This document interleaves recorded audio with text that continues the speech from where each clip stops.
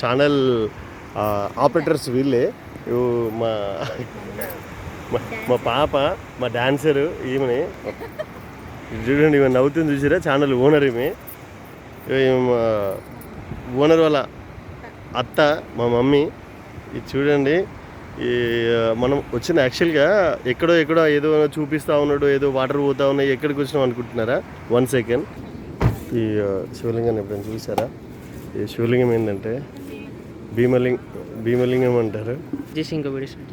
అయ్యగారినా ఎప్పుడు ఇక్కడ మనకి ఎప్పుడు పూజకు వచ్చినా కానీ ఇక్కడ అర్చనకి టికెట్ అంటూ ఏమి ఉండదు. అయ్యగారే మనకి అర్చన చేస్తారు ఫ్రీగా, ఫ్రీ ఆఫ్ కాస్ట్. చాలా బాగా చేస్తున్నారు. అయ్యగారు చాలా ఓపిక ఉంది అయ్యగారికి.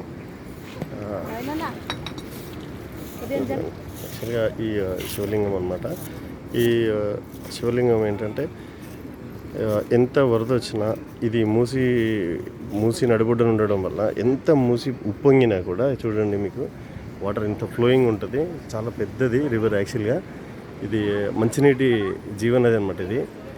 కానీ ఎంత వరద వచ్చినా ఈ లింగం ఇంతవరకు చరిత్రలో లింగం మునిగిపోయిన చరిత్ర అయితే లేదు. మరి దేవుడు పెద్దగా అయితే ఉంటాడా? వాస్తవానికి అయితే చూస్తే చాలా హైట్ నుంచి వాటర్ ఉంది, చాలా డౌన్లో లింగం ఉంది, శివలింగము. అయినా కానీ ఇదనమాట.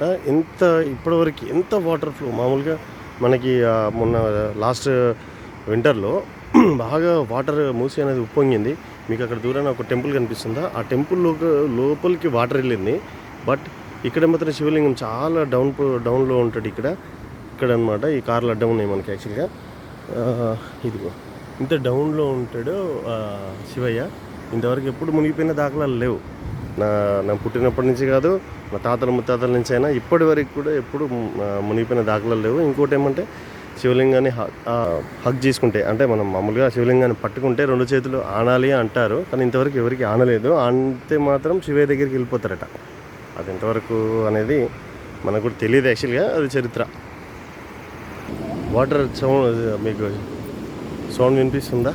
ఎంత హెవీగా వాటర్ ఫ్లోయింగ్ ఉందంటే అక్కడి నుంచి ఇంకా చాలా ఎక్కువ ఉంది. సూర్యుని చూడండి ఎంత రెడ్డిష్గా, నిప్పు రవ్వలా కనిపిస్తున్నాడు కదా.